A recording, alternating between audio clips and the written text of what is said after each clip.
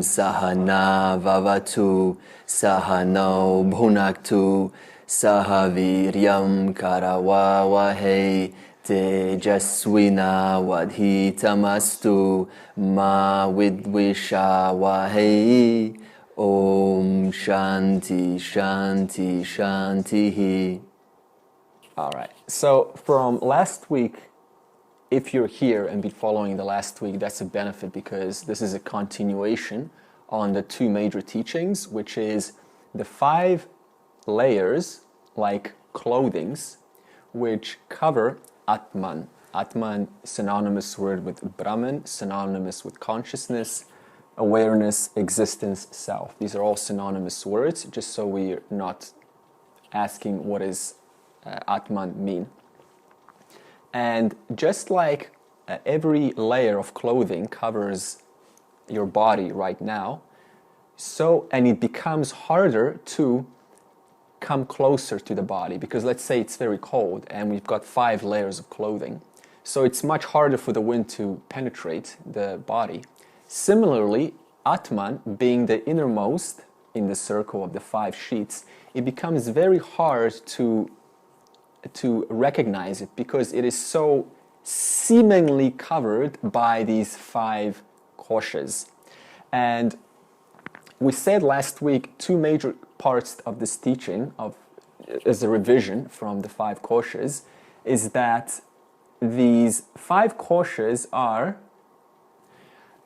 as I said, they're like clothing, but they are of matter. They belong to mithya, just to be clear on that. They belong to a different order of the one same reality.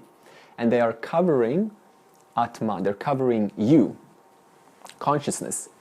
Now, when we say here that the material layers, that is the 5 koshas, are made of matter, and then there's a word here, insentient. Now, the problem with this statement is there's a tendency to believe that when we say insentient, that it's not alive. In actuality, there is no such thing as insentience. Because if you think about reality, which is one whole, that means consciousness pervades the entire, there is nothing but consciousness. And consciousness is that conscious principle. Now, if consciousness pervades everything, then how can you say that something is insentient? Think about it. See, how can you separate the jumper from the wool? The wool being the example of Atman, and the jumper, the form, the label, being an example of one of the layers. How can you separate the wool from the jumper? Can you? Impossible. So in other words, so you can't say that the jumper is insentient, can you? Because the jumper is pervaded by the wool. Similarly, you cannot say that a rock, I know it does seem insentient, but you cannot say that a rock or an element on the periodic table of elements is insentient just because it doesn't move. It doesn't move simply because the mechanism of its structure isn't one that comprises of the gross body, the subtle body, and the causal body. So it doesn't move. So it looks like it's insentient. And yet, it is still pervaded by consciousness, or satyam, which pervades mithya. Mithya means changing, satya means unchanging. Okay, satya means unchanging, mithya means changing. All right. So, as it says here, Atman, that is consciousness, pervading these 5 koshas, gives them sentiency. So that means that just like, for example, you have a block of an iron bar. Now, an iron bar, when it's pervaded, when it's magnetized, it gains a certain power to it, doesn't it? It suddenly can attract, it can repel. But without the magnetism, the iron bar is, quote, insentient. Similarly, when consciousness pervades the 5 koshas, then it gives the 5 koshas, as I said, sentiency. So that's what we mean by sentiency, the aliveness. That means you, Atman, are giving these 5 layers their sentiency. Okay, so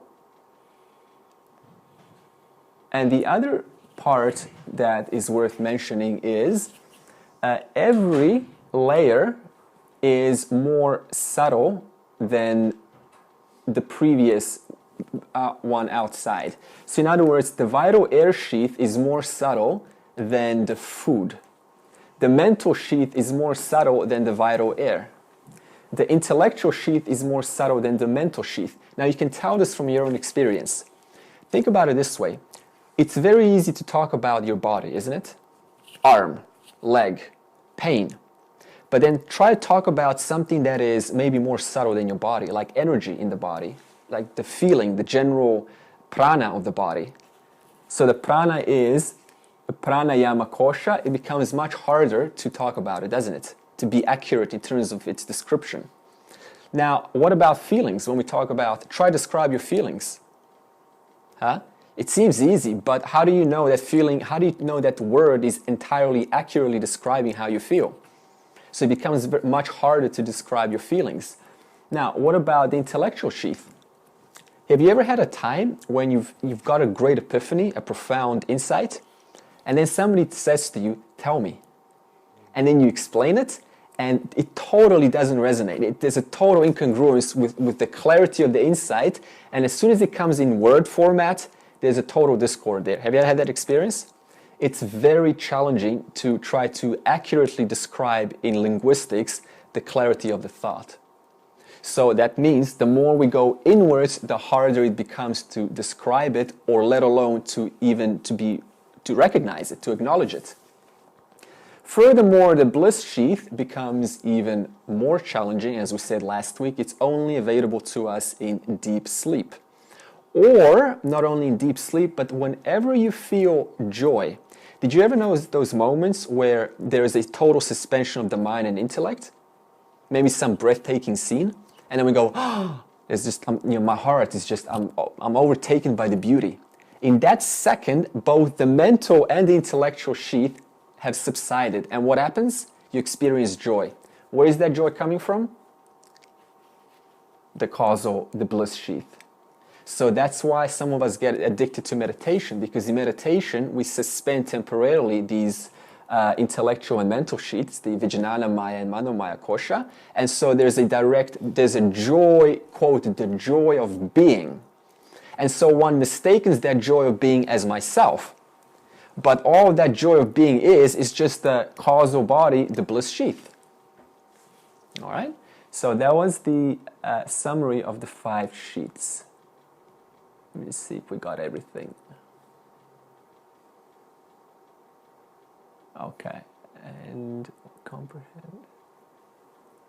Okay, and then one more fact about the bliss sheath is, as we said, the bliss sheath here, the vasanas, this is the bliss sheath between these 2 lines. The vasanas, they grossify, that means the final product, the final expression through your body. What that means, it went through these 4 previous koshas. That means you went through the vasana, you went through the intellectual, went through the mind, and finally it goes through the vital, and then finally you have a final expression in terms of how you act. So that means your behavior and your personality is nothing but a direct correlation of your tendencies, vasana or / samskara. They're synonymous words. I'm going to interchange between the 2. Okay, for example, I'm just going to create a metaphor. Imagine a gramophone.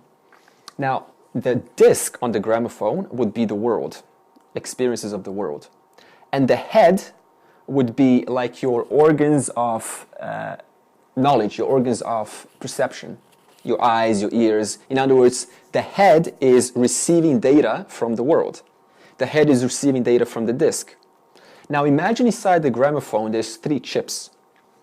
And the first chip is called the mind. The second chip is called the intellect.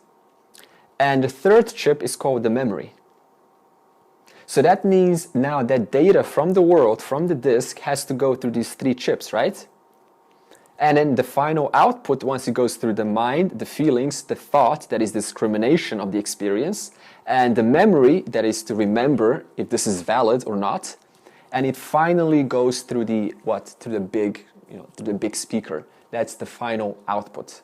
In other words, it goes through your organs of action. Your hands, your sex organs, you're never not acting with any of the not one of these organs, are you? You're always acting with your hands. You're always acting with your feet. You're always acting with the sex organs. There's always some action with these organs. Similarly, that gramophone would be the final output, which came through these 3 chips, which we will discuss more as we go a little bit further.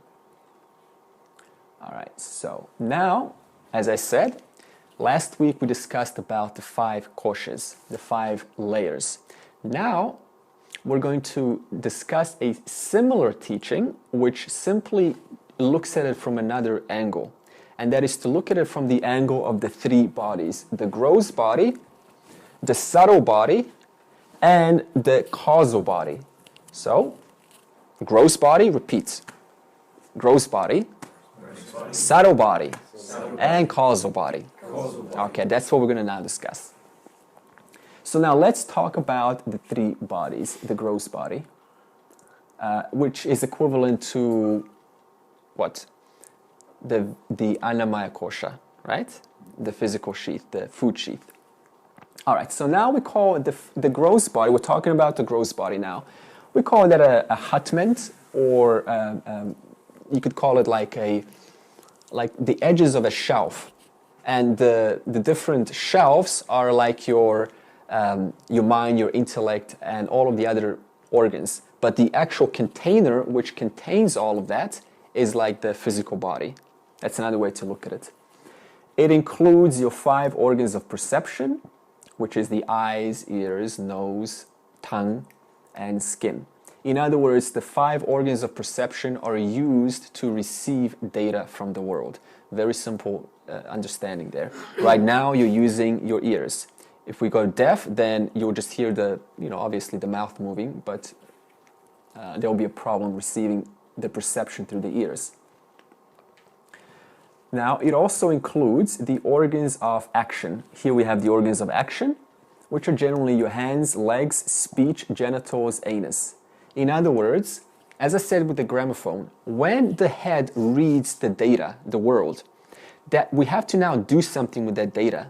It has to output it. It has to transact with the world.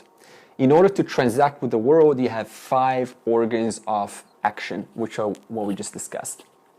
For example, when I ask you a question, repeat, right? You use your ears, one of the organs of knowledge, and then you use your speech in order to transact and interface back or engage back with the world. That's how it works on the physical level. The outer equipment, organs, structure. Okay, so that means the body is serves both a structure and a function. Now, what does this mean? It serves as a physical structure. That means, for example, the brain is a physical structure. The lungs are a physical structure. But it also helps to serve the function. For example, the lungs, which are physical body, the gross body, helps to serve the function of the pranamaya kosha, the respiration. The brain, physical structure, helps to serve the function of the entire subtle body. Without the brain, you can't say there's a mind there, is it? So the mind needs some kind of a structure to operate through. So that's why we say it's a structure and a function. Now, when consciousness is completely identified or mainly identified with the gross body, as it is right now, we call that waker. Are you awake right now? That is because, yeah, hopefully, that's because when Ishvara generates a waking jiva, because consciousness is everywhere, there's no place where consciousness is not. As soon as you add a physical body, quote, in consciousness, even though it's not really in, but I'm going to say in just for a lack of for understanding. When you add a physical body, since consciousness is always pervading the entire everything, then consciousness through the physical body identifies itself as a waker.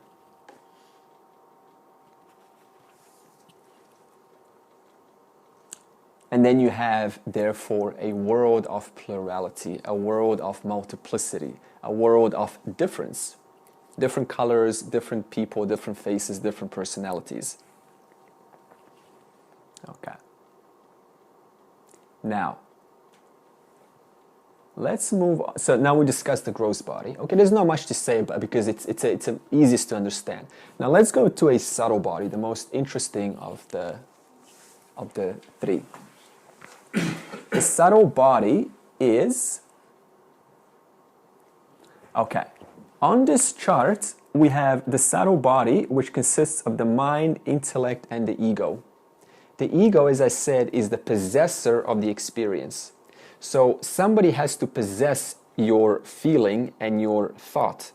If there's nobody to possess it, you can't tell who owns this feeling, who owns this thought. Is this my thought or is this your thought?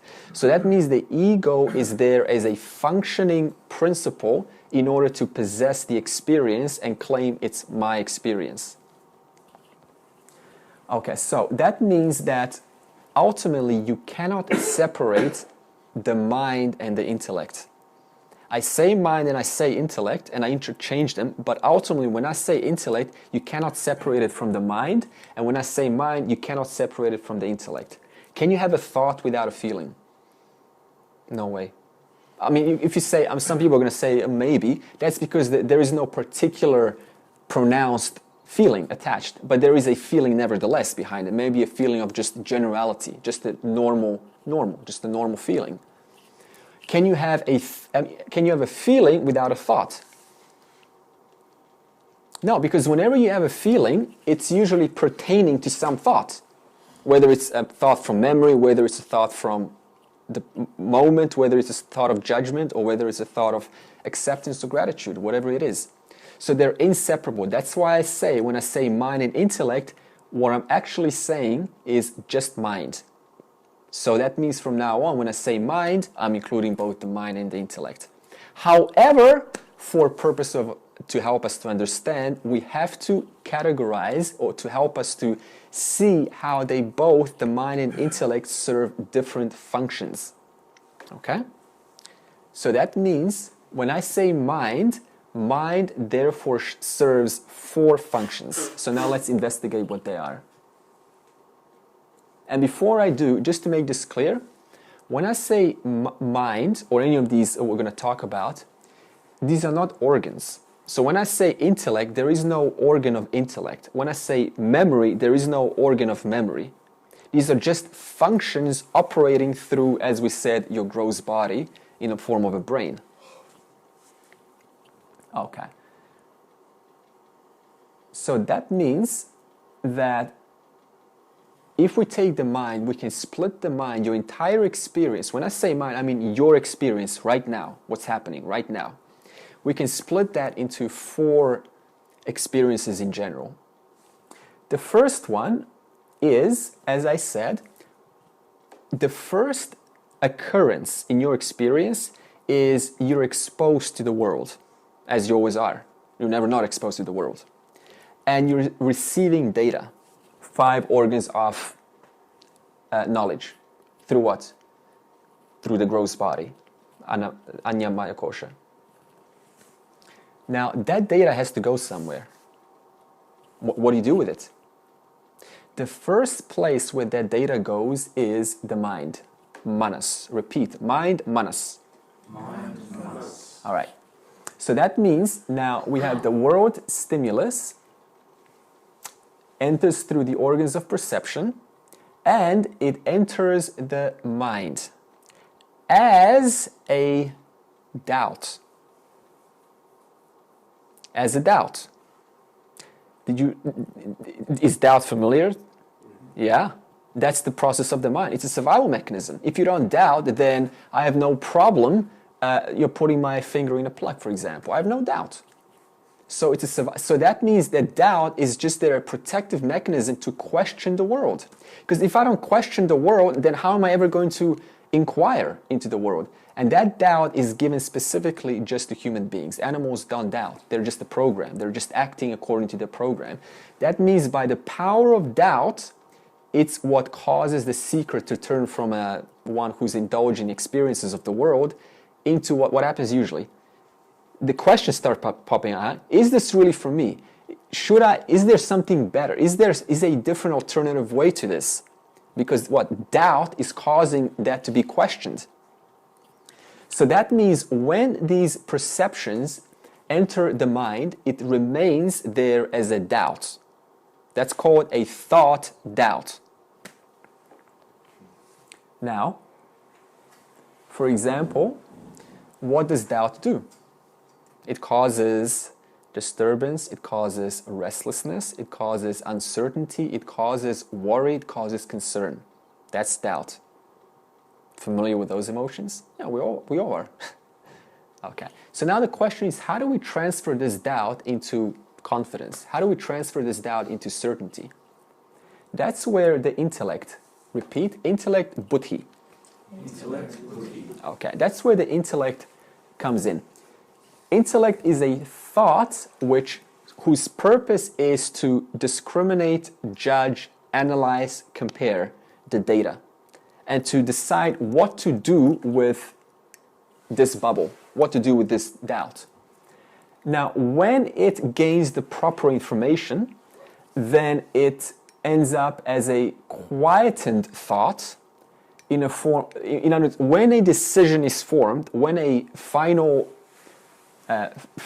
yes or no, when that is formed, then that doubt turns into solitude. That doubt turns into certainty. And then what happens? We then act. Isn't that your experience? Think about, for example, not knowing whether to go on to Hawaii or to Fiji. And there's concern there. Doubt, restlessness. I'm thinking about it. And then finally, when you make a decision, what happens? Relaxed. Right? Now, this is sort of just, I'm okay now. Now we can start to move forward. Now, in order for this intellect to choose what's the best course of action, it needs a friend. Because if this friend wasn't there, then what would happen is you couldn't remember anything. You couldn't, for example, in order to read how to read, you had to learn how to read, right? We all did. Now imagine memory, which is chitta, imagine memory wasn't there. That means we try to read, and then as soon as we put the book down, we don't remember. Or, for example, imagine memory wasn't there, and let's say I put my hand on a hot stove before, and the memory wasn't there. That means it's another mechanism to help us operate in the world. So that means when intellect chooses or decides what course of action to apply, that is decision, it consults its friend memory, repeat, memory chitta. Good. And memory looks up in its database and references any similar experiences, and if it finds a similar experience, it provides that to the intellect, saving you time. In other words, increasing your way of how you engage with the world, giving you a lot of productivity. If you didn't have memory, then you have to calculate how to speak to people all over again. But now you just know, speak kind, be rational, listen to them. That comes from memory, right? So, finally, in order for the manas, buddhi, and chitta, which are the three types of thoughts, in order for them to have any sense to someone, in order for them to be possessed by something or someone, they have to be owned. Owned by who? Owned by, as we have here, ego. Ego is the owner or the possessor of the experiences generated by chitta, manas, and buddhi. Understand? So in other words, ego is the I, you could call it the small I, which owns the experience of the memory. I remember. How many times do we say that? I remember. I remember one day I was, and so on. I will. That's the intellect. It wills. It's the final decision. I will. How many times do you say that? A lot. Or I doubt. I'm not sure. Is this valid? I'm skeptical. All of these belong to doubts. So in other words, you can see how our language directly reflects these four thoughts. I doubt, I remember, or I will, or I think. Yeah. So, the ego is, repeat ego, ahankara.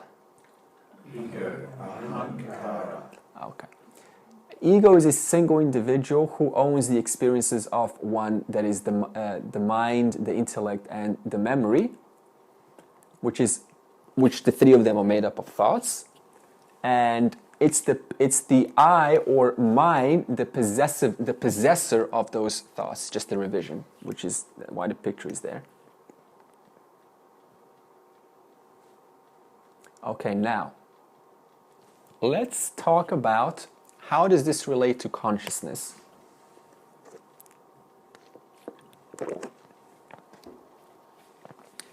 Atman is unconditioned.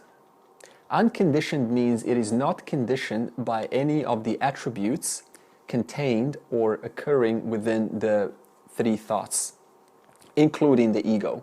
That means Atman is free of memory, Atman is free of intellect, Atman is free of doubt, Atman is free of any attributes that we can assign to either the gross body, the perception, the experiences, or to your emotions, to your thoughts, to your discriminations, to anything.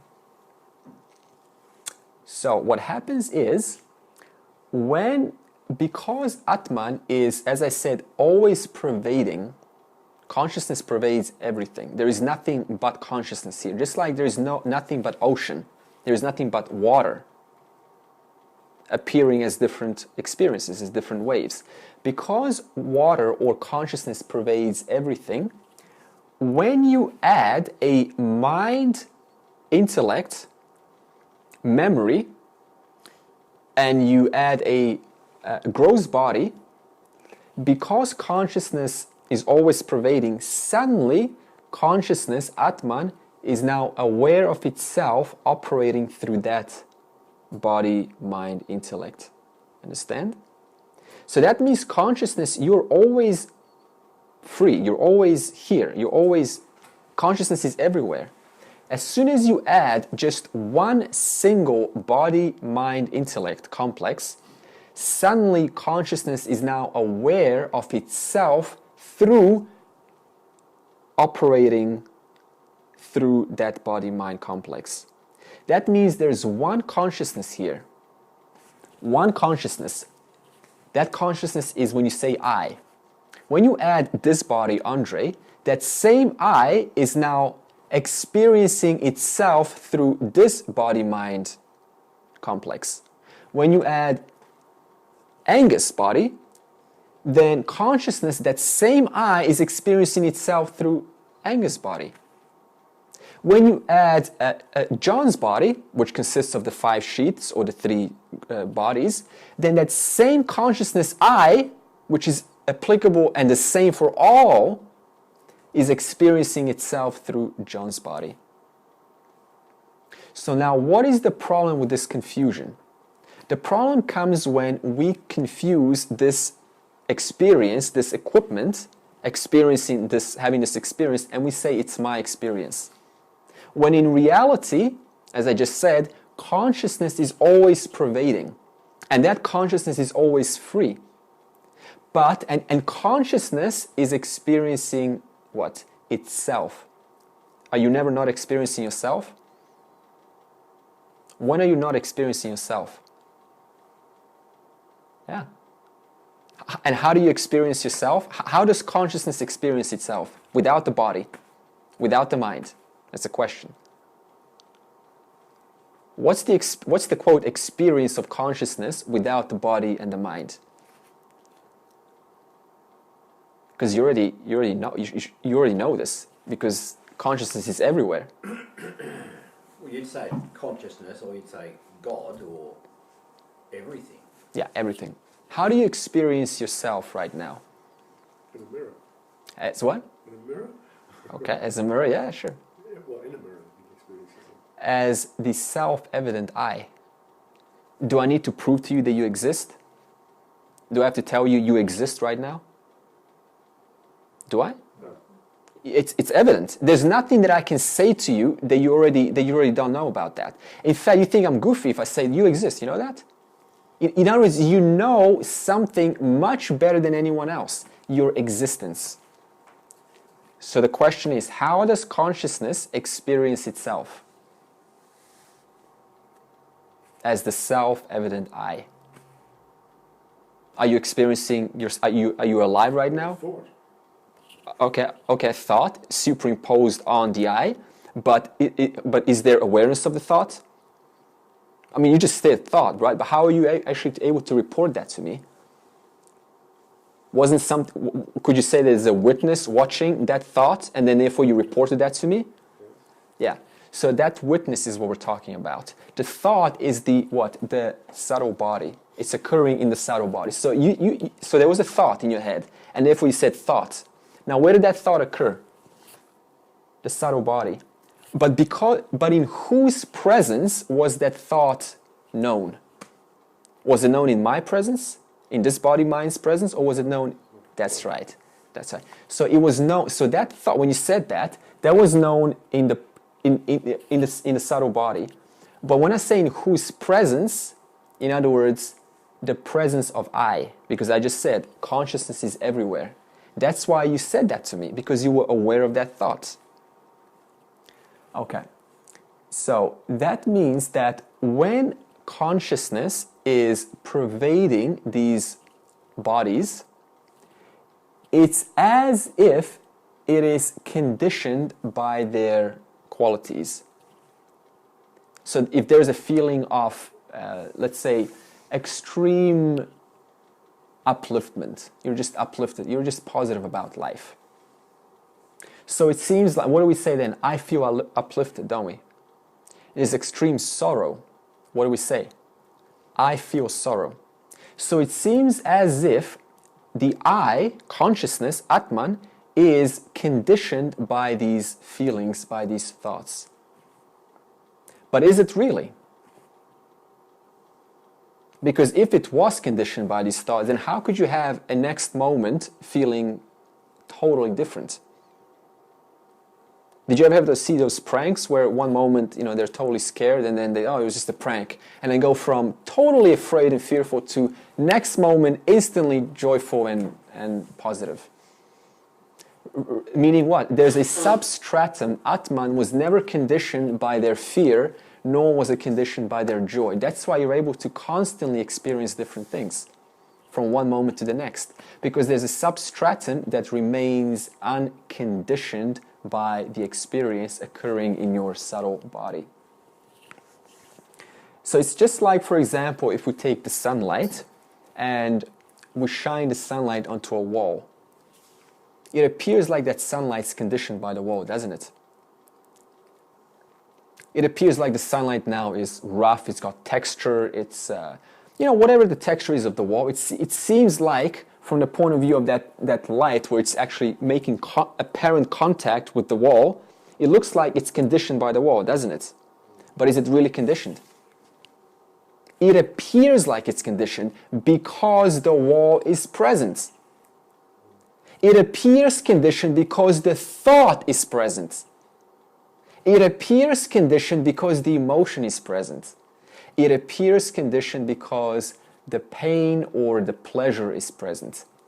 And that light is the Atman, I.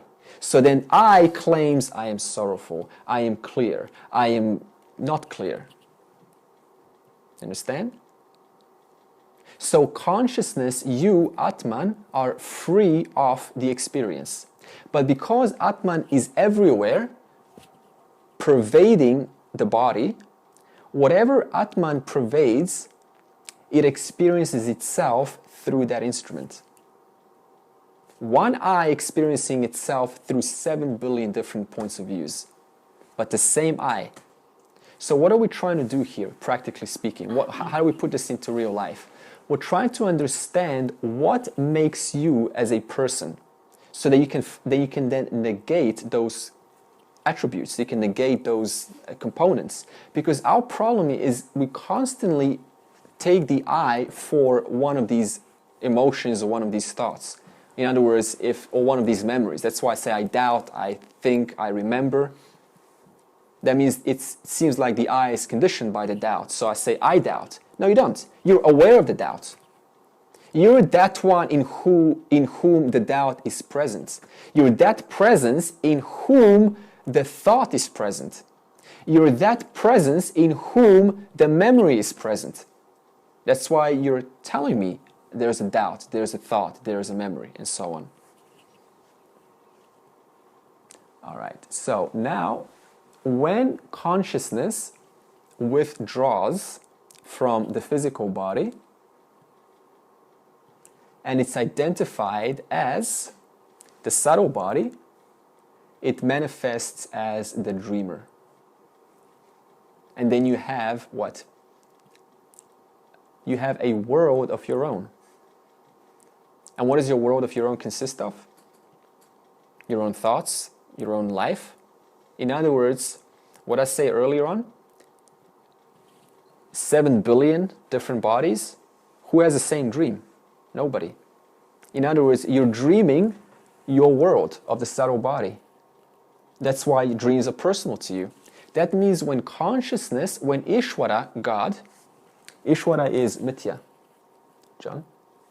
When Ishvara generates a dreaming jiva, then Atman is identified with the dreamer.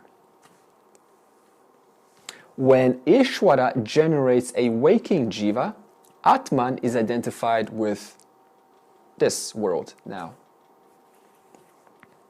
So that means, last week, Gareth, you brought up a good question, is that in a dream, are you aware of your physical body in a dream? No. Not good. You're aware of your dream world. But in the dream world, let's say you're one of these characters. You cannot go, oh, okay, now I am in the bed. I'm sleeping in the bed. Why? Because Ishvara generates a jiva that is entirely now identified with the dream world. So you have so there's a dualistic world of plurality, but dream. Yeah. So that means that consciousness is now it's still operating like it always does, but because it's operating mainly through the subtle body, then you have a dream. That's what's going to happen tonight. Right now, consciousness is pervading and identified through your physical body, so you say, I'm awake. Okay. Now, let's talk about the bliss sheath. All right, so now we're going to go to the next one, the causal body. The bliss sheath is your tendencies unmanifest, your samskaras which are not yet fructified. In other words, for example, let's say a smoker who is not having a smoke right now, their tendency to smoke is in unmanifest, it's in potential, it's not expressed. That's what vasana means, or samskara, it's tendency not yet manifested. Okay, now when consciousness is fully identified, in other words, when Ishvara creates a deep sleep jiva, then there's an experience of what we call sleep, which is a state of total ignorance. There is no knowledge of who you are, nor is there knowledge of the fact that there is ignorance. That's why in deep sleep there's just nothing. Because you cannot say in deep sleep you don't have a subtle body, because the subtle body recedes into the causal body, and the subtle body is the reflector which lets consciousness shine and reflect whatever experience is occurring. Now, because the subtle body is not there, there is no reflector to report what the deep sleep is like. You understand? That's why that's why all your experiences are in your mind, but there is no mind, intellect, chitta, memory, and ego in deep sleep. So there's nobody who's sleeping, there's nobody who is remembering, there's nobody who is experiencing the sleep. Therefore, How do you remember your dream? Because the subtle body is what? Memory. Remember? The subtle body has memory, that's why you remember the dream. The subtle body is discrimination, that's why you're able to sort of make decisions and fly and so on. You're still there as a person, But that you is gone in deep sleep, because the faculty where experience occurs, that is receded into the causal body. The causal body, someone said last week, is what we call the subconscious, but we don't use that word. Okay, so in deep sleep, both the plurality, as I said, duality is obliterated. That's why there's nothing in deep sleep. There's no experiencer experiencing the experienced. There's no subject experiencing the object. And therefore, there's none of them. Because the experiencer, the one who's experiencing, is a subtle body. Right? Which is what? Also the ego. The ego, the I, the owner of the experience. So you cannot say that there is somebody experiencing deep sleep. And the vision of supreme reality is also unknown. So we call this utter ignorance non-apprehension. We're going to get to this term now. In other words, there is no apprehension of anything. Okay. And in deep sleep, as I said last week, when consciousness is, as I said, always pervading and functioning entirely through the causal body, we call that a deep sleeper. So tonight, as we all go to sleep, what's going to happen is that same consciousness that is here now, operating through this person, through this waking entity, that same consciousness is going to be available when there is a causal body present. That's why later on, you say, I slept. What do we say at the beginning? Right from the start? The more we go inwards, the more pervasive it is. That's why you know that you slept. Who knows that you slept? You do. Right? When I say, did you sleep? What's your answer? I did. Now who's that I that knows that you slept? Atman. That's why you know you slept. That proves that you pervade even the causal body, because you know you slept. All right, so now, okay, so now let's talk about the problem of what is our experience and how it causes a problem in our how this non-apprehension of reality causes us to mistaken our experience for the I. So we have a person who is identified with these three bodies or these five layers. And where does agitation occur? That's right. The mind, you could say the manomaya kosha, or you could say the subtle body, or you could say the physical body, pain, physical pain. So that means all of these experiences occurring to one of these three bodies or the five koshas. And because the person, the I, is mistaking themselves for one of these, in fact, all of the koshas, they claim they own the experience or the occurrence functioning in one of these koshas. So if the mind is disturbed, manomaya kosha, then the I claims I am disturbed. If the intellect's having a really profound insight, which is the vijnana maya kosha, then the I claims I had an epiphany. I had the best, most profound insight. If there is physical pain in the body, which is the anyamaya kosha, for example, hurt, then the I claims I'm hurt, my stomach ache.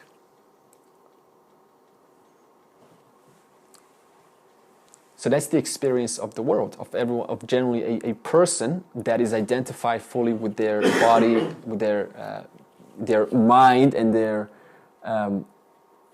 entire experience is based on these three bodies or the five koshas. So they're constantly reporting sorrows and joys that are occurring in these three bodies. So how do we apply this in real life? We simply identify the function which are occurring in any one of these five koshas or the three bodies. For example, what's the attribute of a body? What are some of the attributes of the body? Seeing, feeling, touching, that's right. Blowing nose, whatever it is. That belongs to what? The gross body. So now what do we do with that? How do we apply this in real life, in a mundane, ordinary real life? That's the five koshas. That's a different order of reality. That's mithya. That's a dream. It's a dream. It's a character generated by Ishvara. So we say, not I. That's what moksha means. Discriminating I from not I. That's an important point. What happens if there is a thought of extreme, let's say there's a feeling of bliss. Bliss is causal body, remember? What do most of us do when we get a major epiphany? Oh my God, I've got it. I've got it. This is it. I've got it. What's that? Is that known to you? It is. That's why you're saying I got it. That's why you're reporting it. Does that belong to Atman? No. Atman is aware of that experience that you got it. So in other words, you just respectfully say, not I. Thank you, but not I. So for example, what happens in the spiritual world is someone will sit down in a Vedanta class and they'll have an experience of major clarity and they'll say, my God, I got this. And I know what's going to happen. In 3 or 4 months, they're going to come back. And you know what they're going to say? I lost it. You know why that happens? Because the getting belonged to where? The Vijnana Maya Kosha, the intellect. That's where the getting occurs. Does that belong to Atman? No. In other words, they didn't really get it. They got it in the intellect, but they didn't really get that they are that one in whose presence the getting occurred in. They are that one because of which the getting was known. So then what happens? Because they lost it, in other words, they associated the I mistakenly to the getting, which is the intellect. Because now it's gone, they say, I lost it. I lost myself again. So now they go and chase another experience, another high, to reproduce it. Why? Because they think that the experience of clarity, of insight, is insight, an experience of the I. No. That's an experience of one of the five koshas. But you're always present, alert, and aware of whatever is going on. You're always alive to yourself. You're always present. Whether you're experiencing confusion or extreme aha, you're still there because that's how you're able to say, I'm having an aha.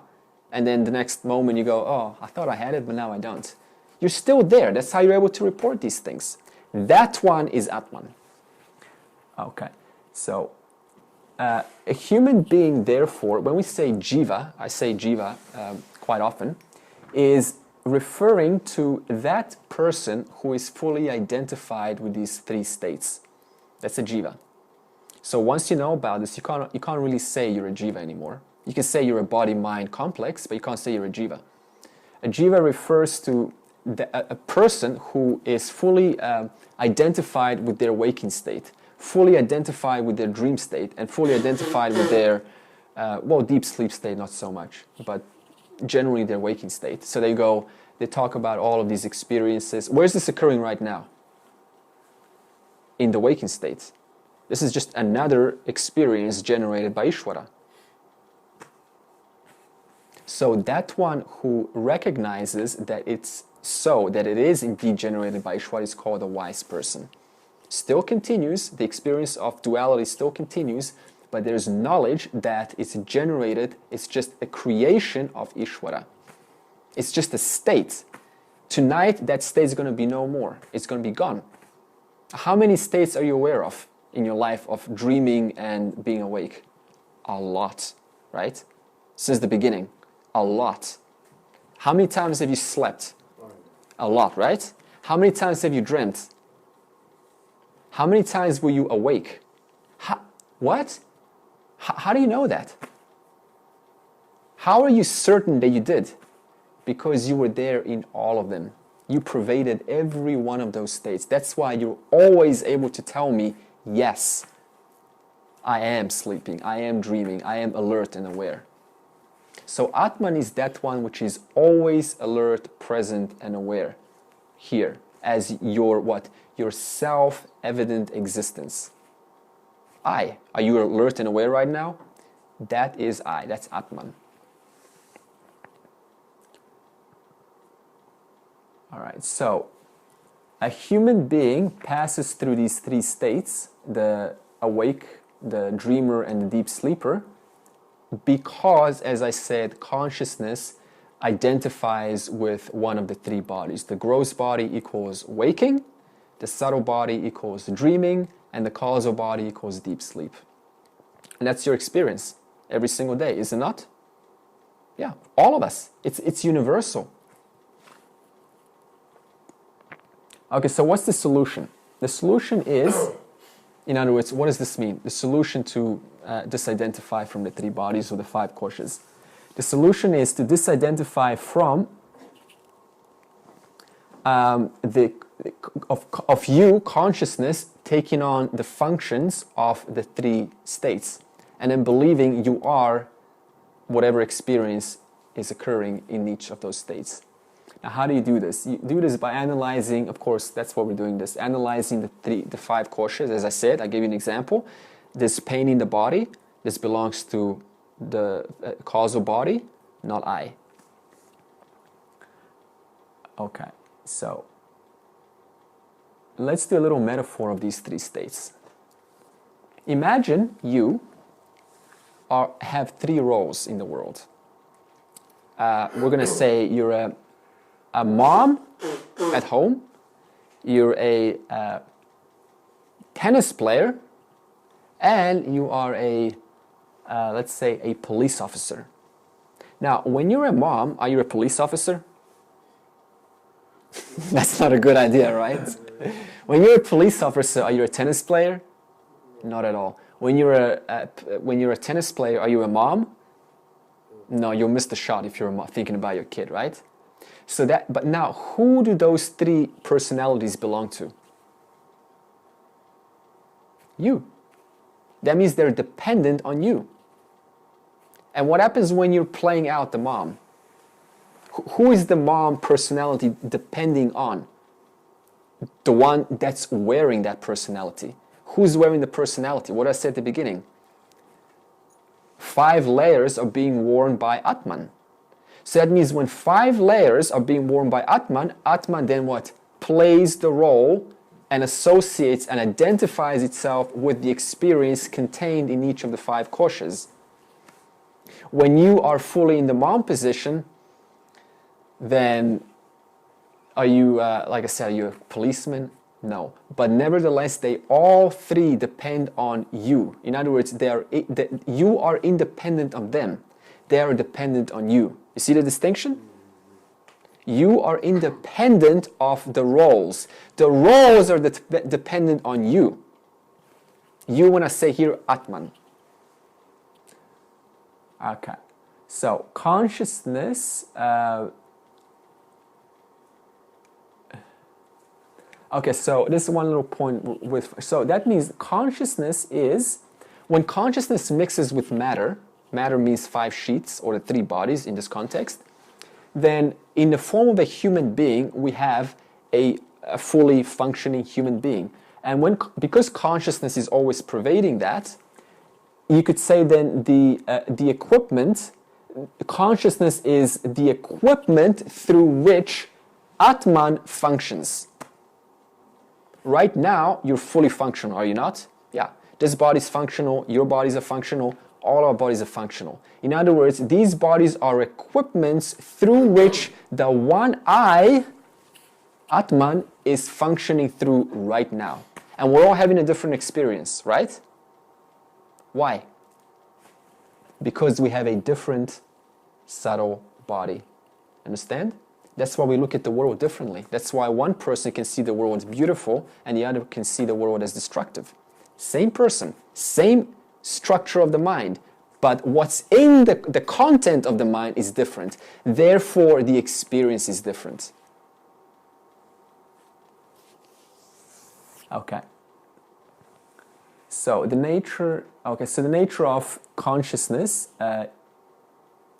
is Ananda. We're going to talk about what Ananda is. This is not a right session to do that. Sat Chit Ananda. Now, because, as I said, the person is identified with these 5 koshas, or the 3 bodies, they end up procuring... Now, let's say they want to what? They want to satisfy their senses. what realm, what sheath is the senses in? That's right, the bliss sheath, no, not the bliss sheath, the physical sheath, the food sheath.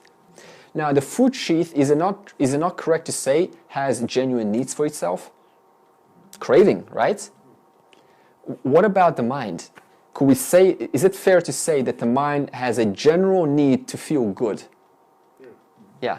Could we say that the intellect has a genuine need to be entertained by something that's stimulating? Absolutely, no disagreement. Because the I is associated to these 5 sheaths, the I ends up procuring or satisfying the physical. Procuring for or satisfying the mental and the intellectual. That's why you can have people entirely in their intellectual worlds. They can't get away from it because they're totally identify the I with the intellect. So that means whatever the intellect desires, which is a lot of knowledge, it's what I desire. Whatever the physical body desires, which is just a lot of chocolate and strawberries and making love, that's what I want. You see the mistake of not knowing who I am? That's how the mistakes of this procuring in the world happen. What's the world today about? All about entertainment, right? All about good foods, all about just having a great time. And yet, what layers do these experiences belong to? One of these 5 koshas. And the I ends up spending their whole life, all of their money, satisfying the 5 koshas. That means when you disidentify from the 5 koshas, hey, guess what? You're a bad customer. Nobody wants you, right? Because you don't want experiences anymore. You know those experiences belong to the 5 koshas or the 3 bodies, not to the I. That's why when you know the nature of yourself, you stop desiring. Because the desire belongs to the 5 koshas, not to me. I'm that one in whose presence the desire is known for. Okay. So now, let's do a little bit of reading. Okay, so now we have covered, so far in summary, the 3 bodies, right? The gross body, the subtle body, and the causal body, and we have revised what the 5 sheaths are. Now, let's do a little bit of reading. What is Atman? What is Atman?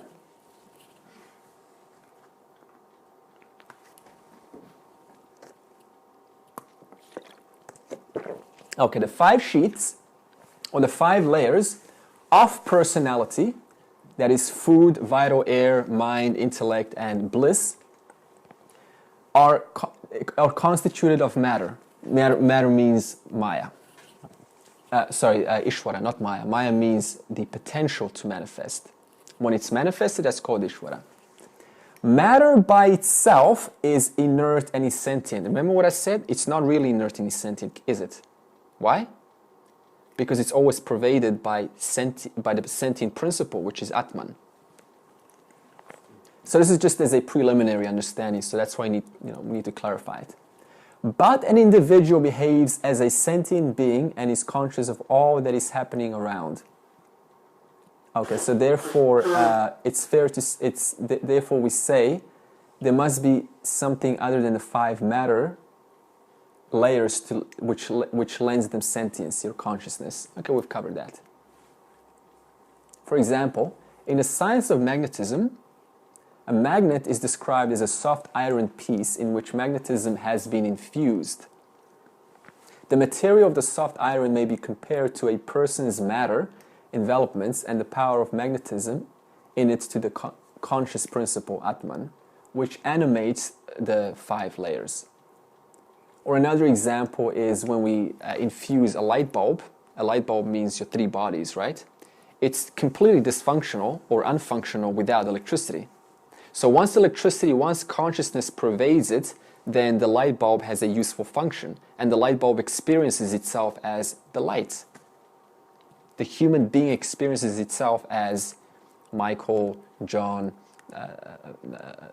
whoever it is. You understand? So that means it's the same I operating through the body, and therefore that body has a personality, because it's a different mind and intellect. Okay, so now one example here is actually using the magnetism and the electricity. That's not a good example ultimately, because it sort of limits Atman. Atman is not a...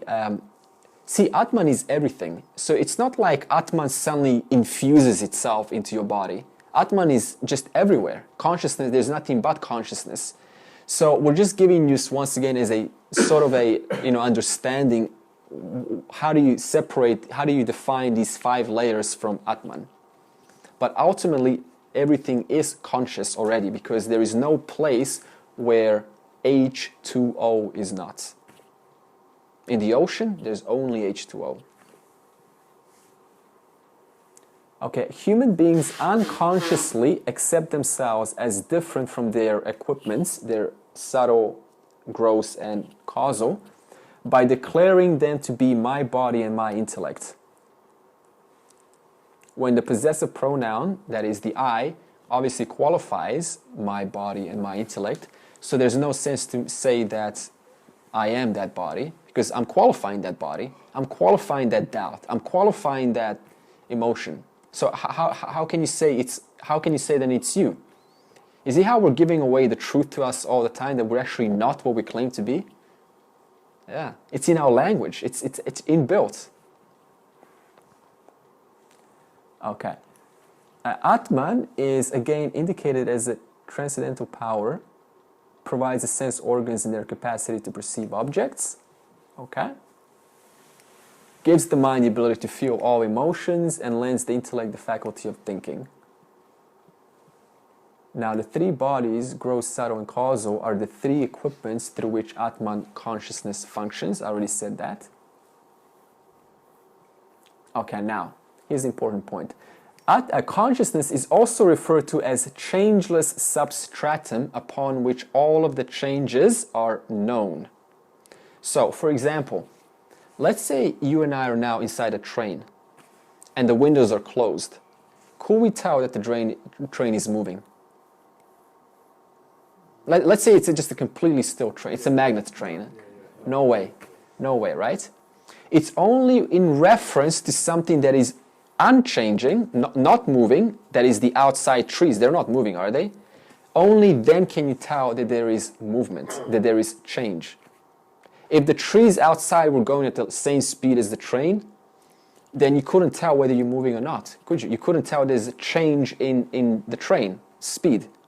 It's only in reference to another principle which is unmoving, here, always, now, unchanging, because of which you're able to report the changes. You see the analogy there? So that means Atman is that which is unchanging. That's why you're able to always report changes, unceasingly. Why? Because you, Atman, are here, pervasive, always, here, now, unmoving, unchanging, invariable. There's no variables. Okay. Similarly, the fact that humans recognize... Okay, that's what we talked about. Summarizing the above observation. Okay, I'm going to mind map here. Okay, so let's summarize. Summary of Atman. It transforms the insentient to sentient. That's what we talked about. It's the possessor of the possessed. The possessed is your 3 bodies, your 5 sheaths, your experiences. That's why you say I.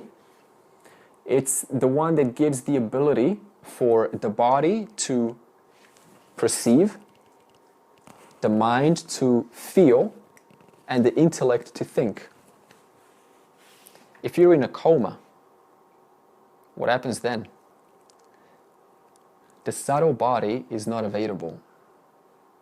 That means even though your body, your mind and intellect is there, because consciousness, because it's receded back into the causal body, there is no experience, there is no possible way to say, to calculate, to express, to feel. So that's why we say it gives ability for the mind and intellect to perceive, the body to perceive, the mind to feel, and the intellect to think. In other words, there has to be some conscious principle which is aware of the feelings, aware of the thoughts, and aware of the perceptions. And that conscious principle is you, I. and it identifies with the gross, subtle, and causal. Okay, now it's changeless, and everything else is, that means the functions of the 5 sheets or the 3 bodies are changing. That's why you can always report all of the changes occurring within you. As I said with the train example, that means you're unmoving. You never move a day of your life. Then why do we say, I'm going shopping? Why do we do that? You see how we superimpose one of these, the gross body, which is moving, onto Atman? You're not moving. You're completely present, alive, still. Your body is moving. So this doesn't mean to change your language, because it sounds goofy speaking like that, right? My body's now shopping. I'm not going to kiss you. My body's going to kiss you. It doesn't work. So, see, you can still operate in the world completely normal as long as you are completely aware of that non-changing principle, the I. So that means a jnani, as a wise person, still speaks like a normal person, except they know that it's just a show. You know, they're just, you don't want to disturb the normal person by going, you know, right now this mind is feeling certain thoughts, and now my speech is about to, you know, incur a certain thought which was, you know, created by the tendency of my causal body. You're not going to do that.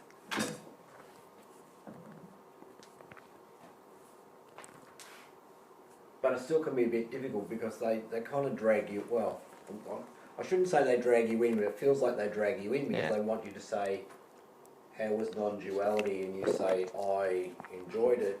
And unless you are I know what's going to happen, aware of who the I is, then you're straight away getting dragged back into duality. No. After, see, there's a point where you cannot forget it anymore.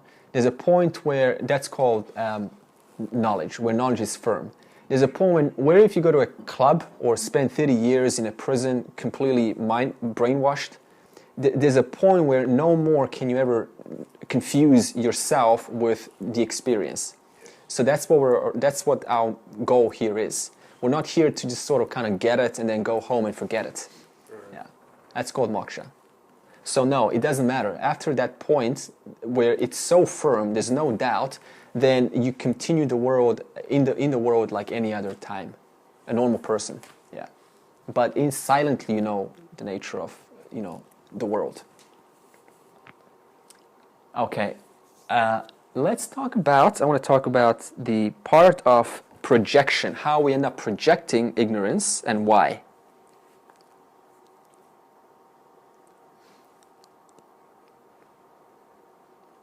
Okay, pure consciousness is beyond the intellect's capacity to comprehend. That's why you cannot think it. Why? What do we say about the 5 layers? The intellect cannot reach the subtle, and the subtle cannot reach Atman. So that means intellect cannot think Atman, because Atman pervades intellect, but intellect cannot reach Atman. You see? Okay, pure consciousness is beyond the intellect's capacity to comprehend. It is the very power in the intellect which gives it the capacity to comprehend, and therefore cannot be an active object of comprehension. You cannot think about Atman. I know what you're going to say in meditation, right? What do? There's a purpose for meditation, which we're going to get to, how to actually use this in meditation. Because usually meditation is used to think who I am. No, it doesn't work like that. Because you're using the intellect. Intellect cannot reach Atman. Intellect can only conceptualize Atman.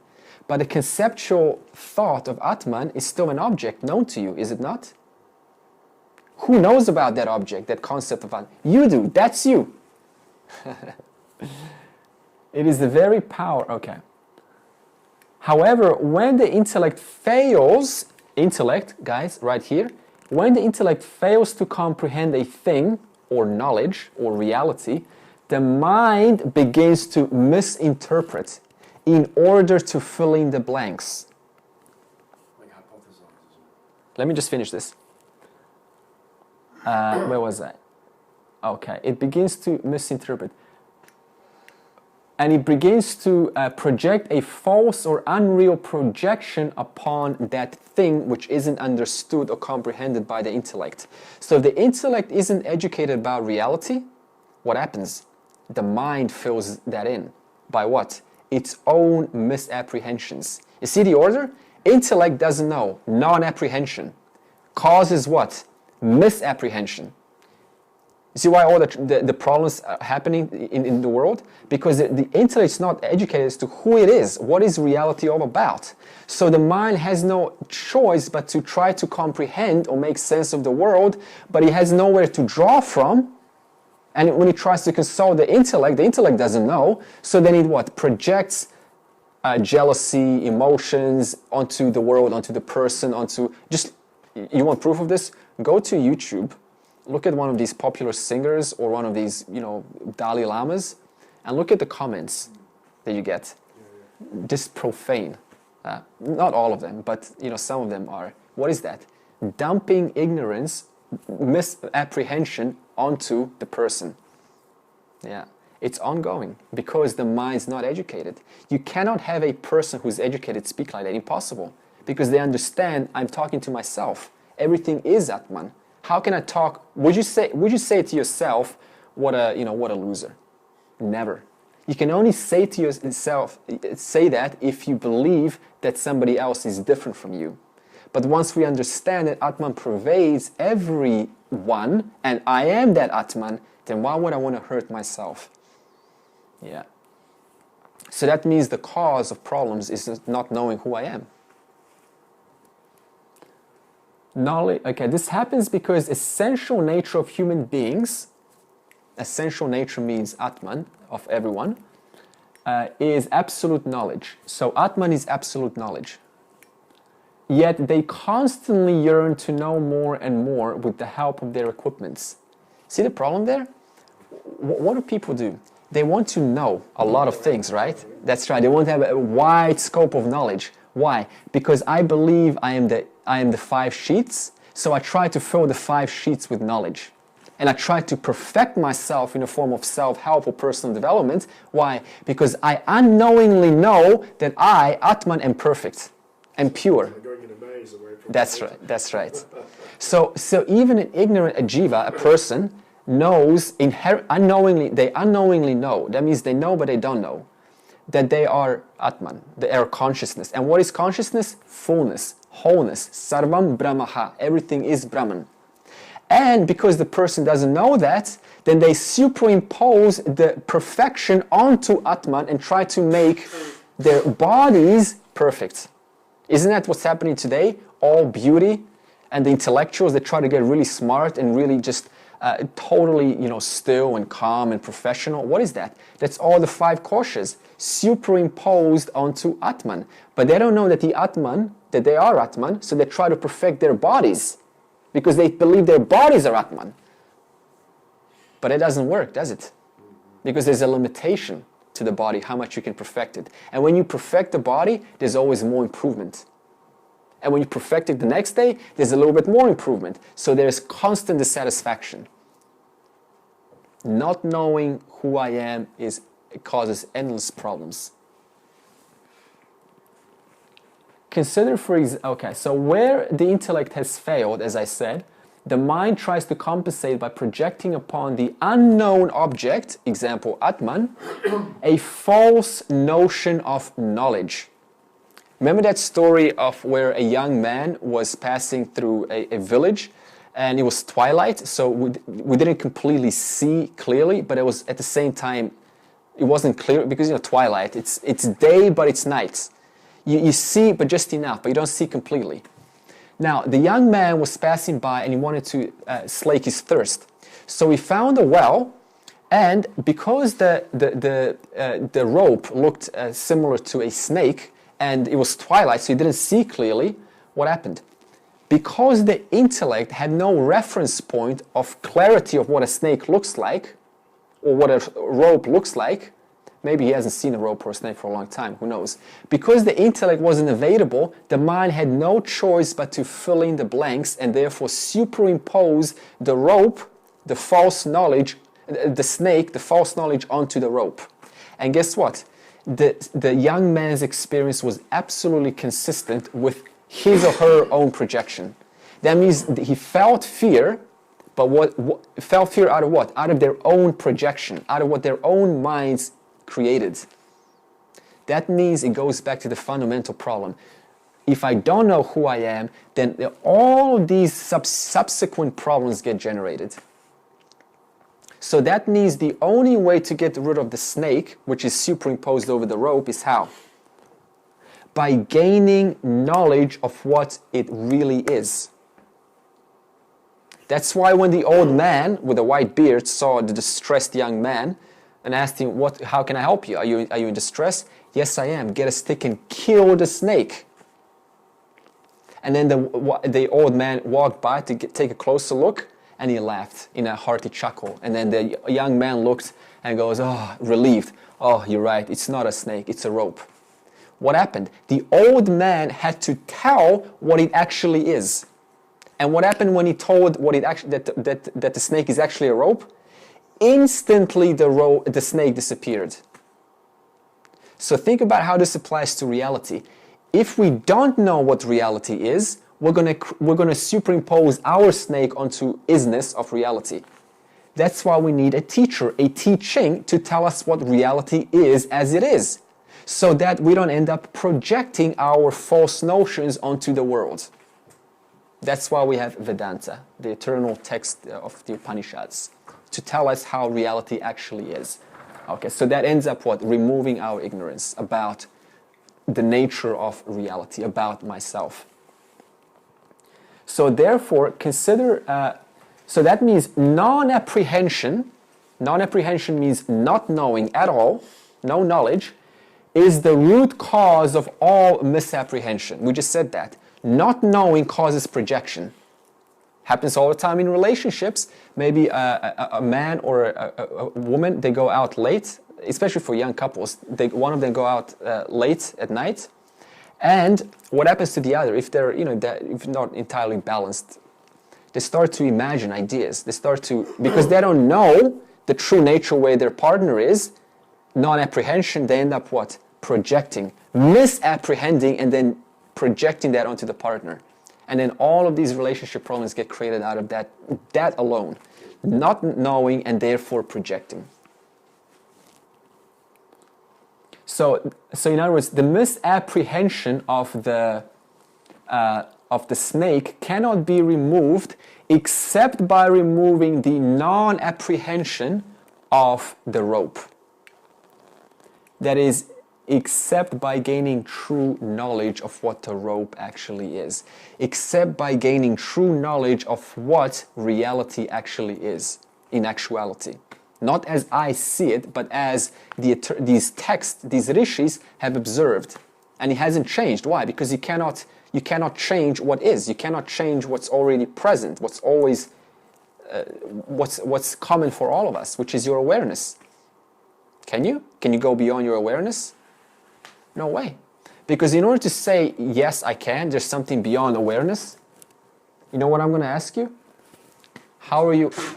Huh? Who's aware of that? That's right. In other words, you can't go out of awareness because you always need awareness for your thought, you need awareness for a doubt, you need awareness to argue me, you need awareness to say something different. You are totally, your mind, body, intellect is totally dependent on you, which is awareness. You get it? James' teacher said, he pointed up here and said, the bus stops here. The bus stops here. That's a huge relief. Because think about it, what our problem is. We always think there's something further. Yeah. See the relief? Once you know, that's it. Awareness and that I am that, Tat Twamasi, Chandogya Upanishad chapter 6, we'll get to that. Then there's a relief. My God, I can relax. So why don't we relax? Yeah, because the mind, see, from the beginning, Gareth, for example, let's say there's we go to a mama at 2 years old or 3 years old, and our tummy hurts. We go, what? Oh, mama, I am in pain. You see how we associate the I to the body? And then your mama or the daddy doesn't know any better, and they go, oh, honey, sweetheart, let me give you a prescription. In other words, they only confirm that you are indeed the body. They only confirm that you are indeed the mind when you get bad marks in the class. Oh, mama, I failed. I couldn't calculate the math equation. oh son, then go and study more. You see how it is a confirmation of yes, you are the intellect? That's the problem of being born in a family which are not Brahmins. Yeah. So what does that mean? Every time a child gets born, that's just what taking on the ignorance of. The blind leading the blind. Yeah. That's right. So there's no greater privilege for a baby to be born in a family of mom and dad who actually know who they are. The mom doesn't really have to, nor the dad, but at least one of them. That's the greatest privilege that a daughter or son can be. Born in a family of Brahmins who know what we're talking about, who know the nature of things. You see? But the problem is when we have self-knowledge, when we're firmly established in self-knowledge, then there's a sort of a, well, everything is me, so what's the point of another child? Huh? So it's very, very hard to be born in a family of Brahmins. Because moksha means I am everything. So how does it make sense to create another body if the whole thing is just a dream? So how, why don't I just take somebody else's baby? What's the difference between my baby and somebody else's? Why don't I just adopt? That's also Ishvara. My baby is also Ishvara. How's my baby any more special than another baby? So, which makes it sort of hard to conceptualize what moksha is, because we've got this five kosha and we identify with them whether we like it or not every waking minute, one way or another. Yeah. So we become aware of that intellectually of the five kosha. Yeah. Yeah. So then we go, well, what must moksha be? Because we're locked into ongoing experience, Yeah. stimulation, and so forth. So you can't really even discuss moksha without conceptualizing something. That's right. Very good point. Yeah. Yeah. So in the end, people go, oh, I'm just going to go back to the visual self. But Yeah. you might say my vasana are too strong. That's so in right. The end, Yeah. In the end, you go, yeah, beautiful concept. Oh, I've got to go back to work. That's right. So I'm kind of like got my head down hard for moksha, but I'm just going, hey, I've done this before. Didn't work. I'm back here doing it again, and I don't know. Is it worth it? Is it really worth it? I mean, this is kind of like a dialogue that's going on. Yeah. But anyway, in the end, my main point is that to grasp moksha is to grasp the ungraspable. Yeah. Yet we're in a dialogue with that, really, of aiming for that. Yeah. If you like. Yeah. So it's all I keep going, well, what are my vasana? What are my habits of mind that drive me back to identify with myself all the time? Right. Or Good point. with my physical, my intellectual and so on. And I don't know if you can do that yourself. I mean, basically what I'm hearing from you is go back to the knowledge, Yeah. Keep on reinforcing the knowledge, and then, that's your vehicle to understand who you really are. Yeah, it is. Yeah. Yeah. Because like I said with the snake, to remove the snake, no amount of action is going to remove the snake. No amount of meditating on the snake is going to remove the snake.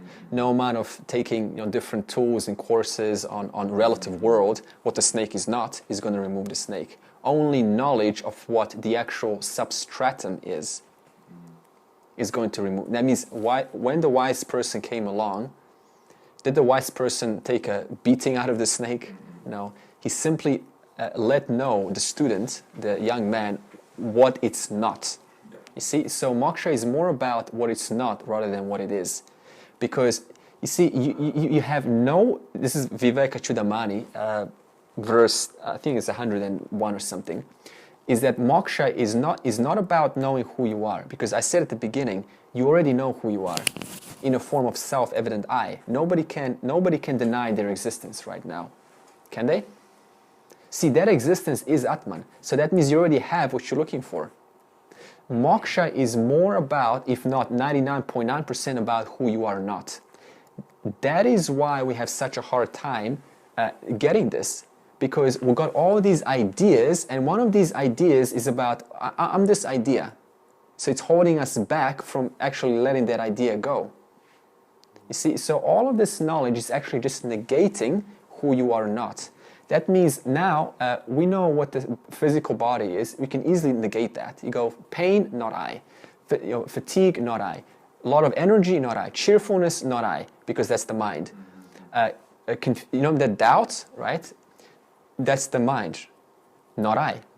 So it's that constant negating, not out of denial. We're not denying anything here, because you see, you can't deny the jumper from the wall, can you? There's no separation between them. That's called Advaita. But preliminary at the beginning, we have to. You see, it's an order. It's literally an order how you do it. You start by separating, a lot of separation, right? And there is not I, not I, not I. And then when you're clear on who you are not, then you don't have to worry about that everything is me, because that's gonna become pretty self-evident anyway.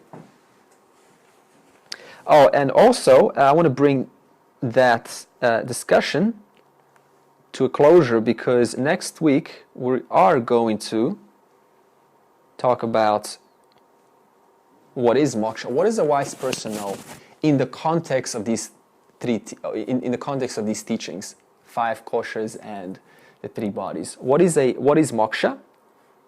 And 2 mistakes that almost every, even the advanced Vedantins will make. 30, 40 years, 50, 60 years, I've seen it. They will still make one of these 2 mistakes. And it's exactly what you just said, Gareth. So we're going to address that mistake next week, because if it's not addressed, then, see, Vedanta is going to become like a really good logical artificial system, a system of good logic, a system of good intellectual ideas. If that happens, it's not being used properly.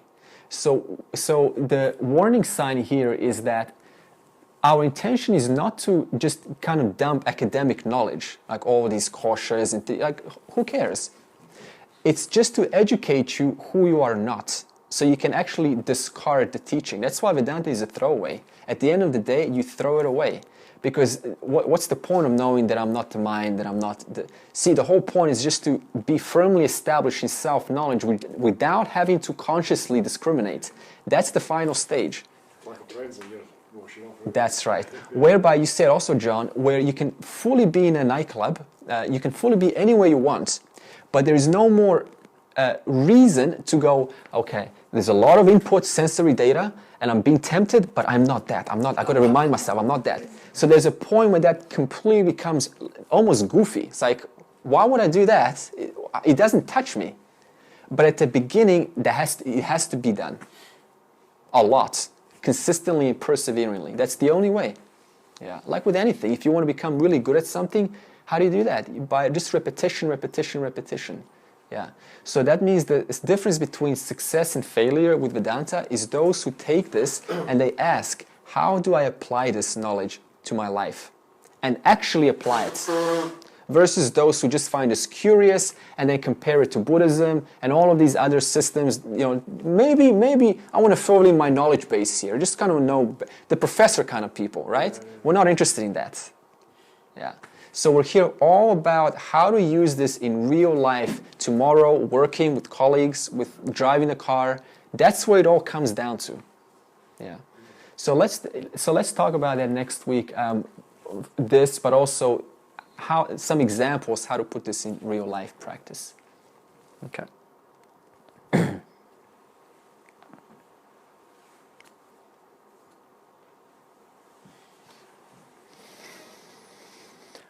Om Purnamada Purnamidam Purnat Purnamudachyate Purnasya Purnamadaya Purnameva Vashishyate. Om Shanti Shanti Shanti